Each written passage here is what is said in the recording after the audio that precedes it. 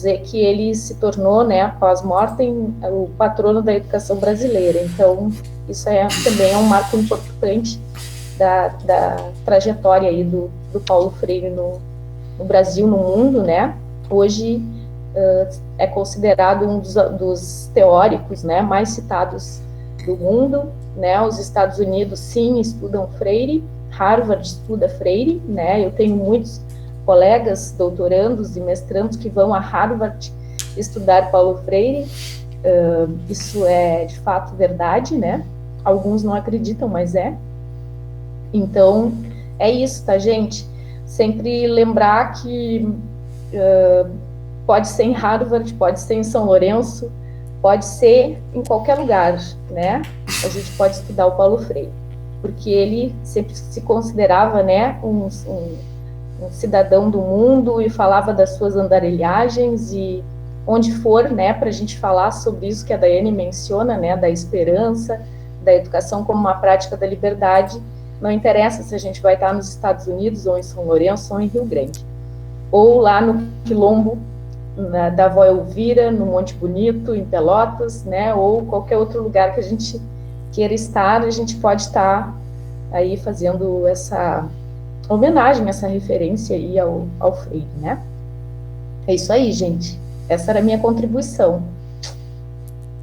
Então, obrigada, Ana, pela tua contribuição.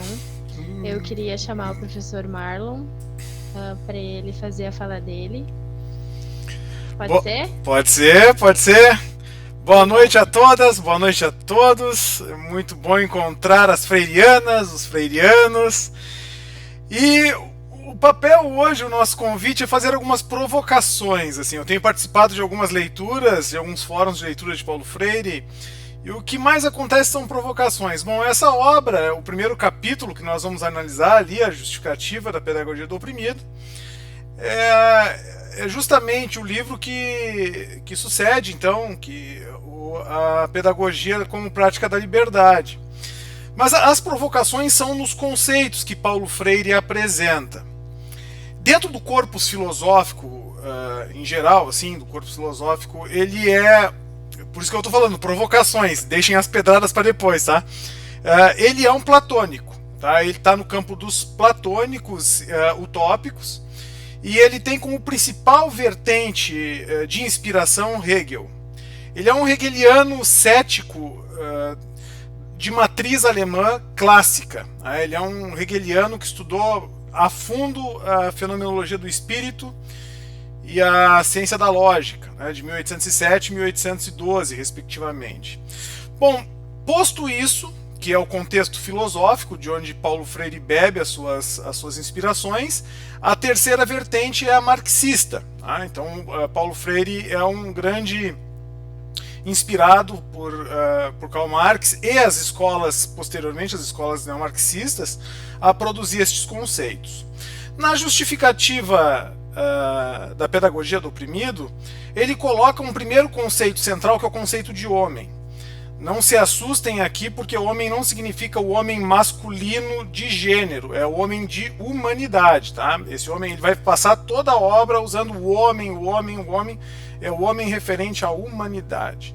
É o homem responsável pela ação transformadora e aquele que carrega a ação libertadora.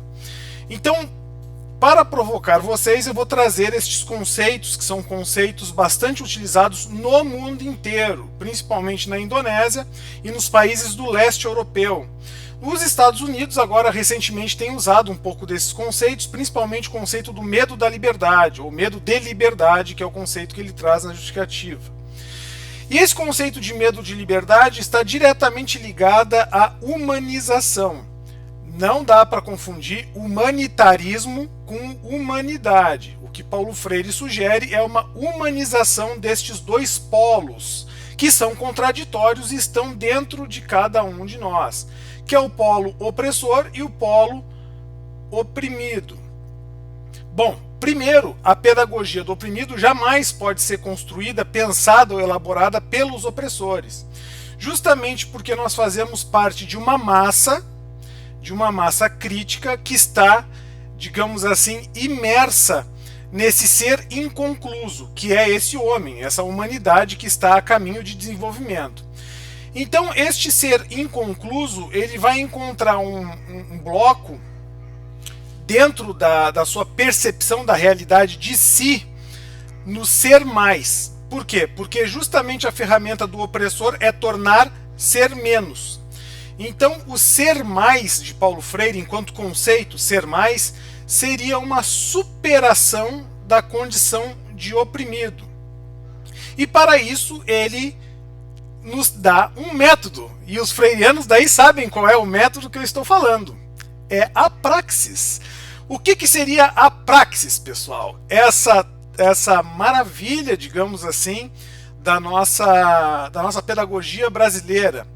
Bom, aliado a outros dois, Darcy Ribeiro e Ariano Suassuna, Paulo Freire elabora a praxis num contexto de extrema opressão autoritária, ditatorial, empresarial, enfim, da onde inclusive surge o conceito de educação bancária, que é totalmente averso à pedagogia do oprimido. Mas vejam que a concretude desse ser humano, a concretude desse ser inconcluso, ela vai se formar na praxis através da ação libertadora. Então, o que é a praxis? A praxis é a ação seguida da reflexão. Então, quando Freire, na justificativa, ataca ativismo, ele ataca diretamente militância e ativismo, por isso que eu estou provocando vocês. Naquela época, o ativismo era feito muito de palavra, muito de discurso, e muitos jovens morreram na linha de frente por falar demais e fazer de menos. Então, Paulo Freire elabora um método onde a praxis é a ação, o ato libertador. E aí vem o grande dilema, pessoal, o grande dilema dos oprimidos, que é libertar os opressores. Por quê? Porque existe uma dicotomia nessa praxis libertadora que inclusive é um paradoxo. Para que o opressor consiga se libertar, ele precisa libertar também o opressor. Perdão, para o oprimido se libertar, ele precisa libertar principalmente quem o oprime, o opressor. E isso é um ato de amor, um ato de humildade, um ato humano, por isso uma humanização. Ocorre que nessa justificativa, primeiramente, existe uma dependência emocional do oprimido com o opressor. Vou dar exemplos rápidos que ele fala no texto aqui, o exemplo do capataz, do capitão do mato, que na medida que ele sai da condição de oprimido, ele já se alia ao opressor e começa a oprimir os demais. Isso aconteceu na Revolução Francesa, quando a burguesia, na queda da Bastilha, lá, inclusive, depois de derrubar a nobreza, acabou oprimindo os próprios burgueses menos endinheirados, digamos assim. Então ele é um crítico do ativismo, e aí eu sempre peço para pedirem atenção, nesses fóruns de leitura Paulo Freire a gente fala muito nisso. Não acreditem nessas edições recentes.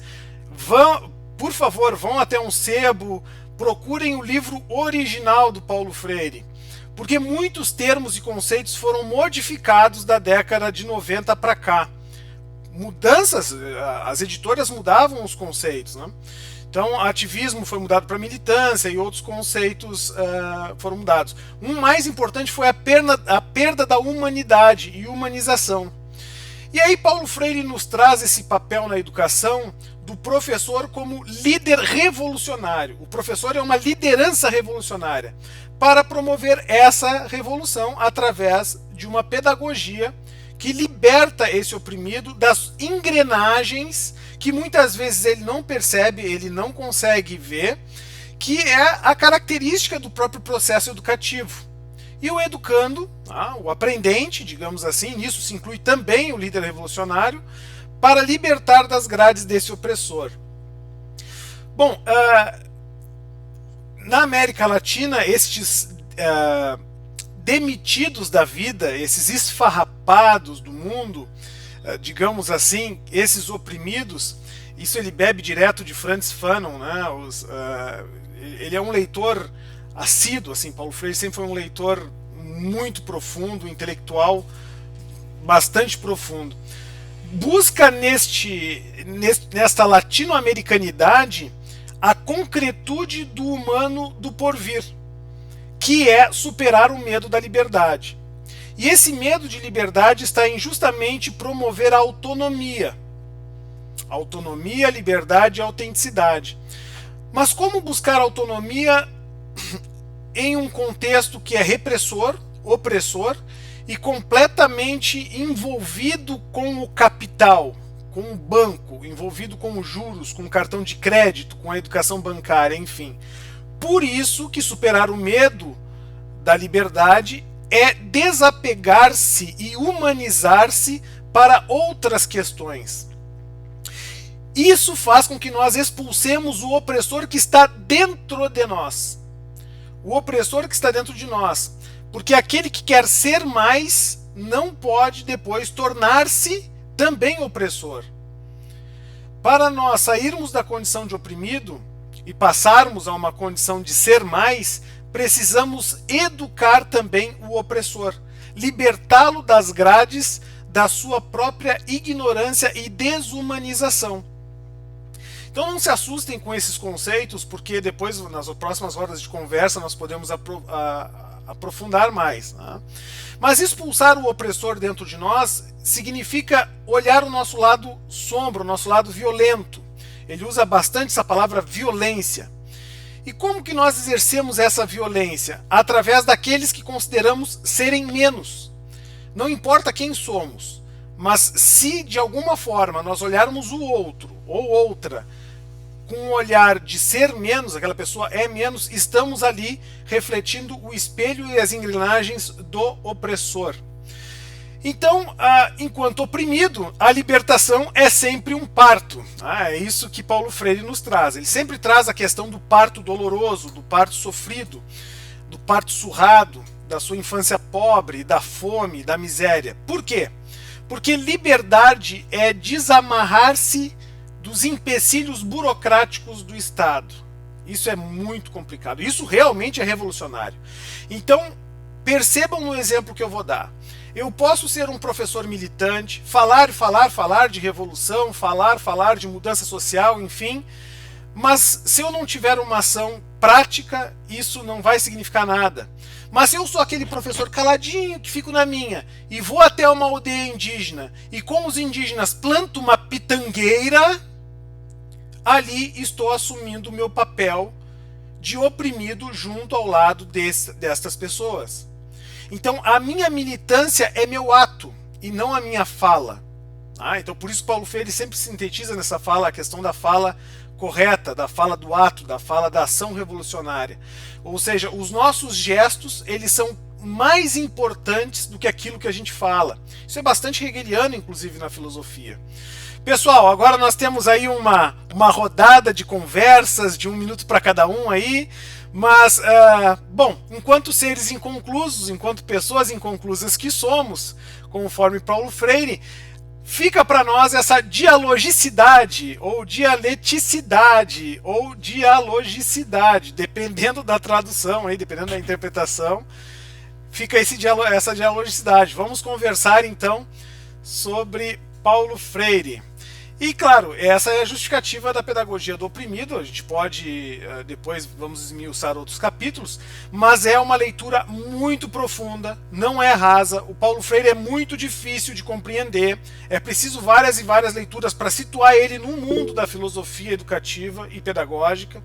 E para entender essa revolução pedagógica, é ainda preciso mais engajamento, que é com isso que a palavra que ele encerra ali, a justificativa é engajamento. Pessoal, muito obrigado aí pela oportunidade de fala, e aos meus colegas que estão na sala, professor Rodrigo, a Maria de Fátima, minha querida, a Kelly Ávila, Daiane Galtério, a Ana, e a todos aqueles que eu não mencionei, mas sintam-se contemplados, meu amigo Éder, enfim, a todos aqueles, a Luciana, a Júlia, o Gabriel, que é um companheiro do Logadata, a Isabel, enfim, um abraço no coração de todos vocês.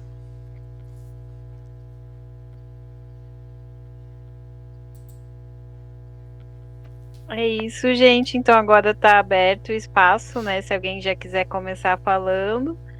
E acho que a gente pode começar com 2 minutos, né? Porque não tem ainda não tem inscrições. Quem quiser falar é só se inscrever no chat também. E daí tem o teto ali de 2 minutos.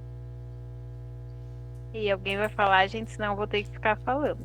Júlia, isso. Pode falar então, Júlia. Boa noite, gente. Obrigada por todas as falas aí. Professor Marlon também. Várias provocações, me senti bem provocada mesmo. E aí, eu não sei, eu não tenho. Acho que eu tenho alguns pontos assim que eu fico. Eu não sei se ele usou a palavra utópico, eu não sei se eu usou essa palavra, mas lendo, né, esse capítulo, eu venho de uma universidade particular de São Paulo. E tem uma coisa que me preocupa muito, assim, nesses tempos, que eu fico preocupada, que é o acesso a essa educação superior, né? E principalmente as pedagogias, as licenciaturas, que estão cada vez mais precarizadas mesmo, sucateadas, assim, esvaziadas de criticidade. Então, também é um abraço essa roda de conversa aqui, é muito bom. Enfim, poder discutir isso aqui. E aí o que trava na minha cabeça é que eles usam o discurso da acessibilidade, mas ao mesmo tempo, como o Paulo Freire fala, né, que ter essa pedagogia da prática da liberdade, eu acho que está ficando cada vez mais difícil, assim, porque a gente está formando alguns profissionais que talvez não tenham essa capacidade, sabe? De libertar os oprimidos, e isso me preocupa bastante, porque inclusive da faculdade que eu venho, assim, que é bem renomada e tudo mais, eu li um capítulo de Paulo Freire, assim, uma matéria, que já mostra também que, não sei, determinados autores não chegam nessas universidades. Professores já foram demitidos por causa do seu posicionamento político, que seria, na verdade, esse posicionamento crítico, né, perante a sociedade. Enfim, e aí como lidar, né? Como ler Paulo Freire também e não sei, e isso se espalhar, né? Isso voltar a ser... Porque, sei lá, né? A gente tem um cara que está na presidência aí que fala quem que é esse energúmeno, por exemplo, assim, sabe? Então a gente tá ficando meio amarrado, assim, também. Eu acho que... Não sei, né? Silenciamento de alguns autores, o ensino público tá totalmente também um pouco abandonado, assim. Os professores estão exaustos na rede, eu não tô colocando a culpa neles, assim, mas é exaustivo demais estar no ensino público, na rede estadual, principalmente, pelo menos de São Paulo, que é o lugar que eu tô e que eu pude estar um pouco dentro da sala de aula. E, sei lá, são inquietações, né, na verdade, que eu fico pensando. Eu gosto muito de ler Paulo Freire, assim, ele é muito inspirador, né, mas não sei, às vezes eu me sinto meio nadando, assim, e não não sei, assim, sei lá, quis levantar esses pontos também depois das provocações. Isso, Itanael, então pode falar. Então, gente, boa noite. Eu não vou ligar a câmera porque a internet aqui é um tanto fraca e oscila muito. Eu queria trazer, né, essa comungada dessa inquietação de Júlia. Eu sou estudante do curso de agroecologia, estou no módulo 2, né, entrei agora há pouco, lá no Instituto Federal do Piauí, sou do Ceará, mas estou cursando no Piauí. E aí, assim, eu venho de uma perspectiva de educação popular, né, eu tenho uma formação na Escola Família Agrícola, que trabalha dentro dessa perspectiva freiriana, usa-se da pedagogia da alternância e da educação contextualizada. E aí, tem sido muito difícil, sabe, trazer elementos do que eu vivenciei no ensino médio, né, na EFA, para a universidade. E aí, tem, inclusive, essa resistência dos educadores mesmo, sabe? E eu tenho tido muitas frustrações nesse sentido, de que grande parte da galera não sabe o que é agroecologia, talvez nunca leu sobre Paulo Freire. E aí, assim, é um tanto complicado. E aí, uma ou duas pessoas da turma que tá nessa perspectiva popular para além de mim, aí fica um tanto difícil de fazer articulação e mobilização. a gente fica muito limitado, né? E aí também estudantes que vêm dessa outra perspectiva, né, que estão lá no curso, mas acabam comungando de um oposto, né, de uma outra ideologia. Isso também me frustra muito. Mas aí quero dizer, né, da importância de Paulo Freire para as escolas famílias agrícolas e para a educação contextualizada, né, onde os educandos, né, como assim a gente chama, eles refletem a partir, ou seja, eles constroem o conhecimento que Paulo Freire traz a partir de suas vivências, a partir dessa ação do que eles fazem, ou seja, faz, observa e sistematiza, escreve e constrói esse conhecimento, né, dialoga dentro dessa perspectiva. Eu sou um dos amantes de Paulo Freire aí, né, tem uns 4 anos que eu conheci, e aí por isso, abdiquei de outras coisas para estar aqui nesses bate-papos. Era isso que eu queria falar.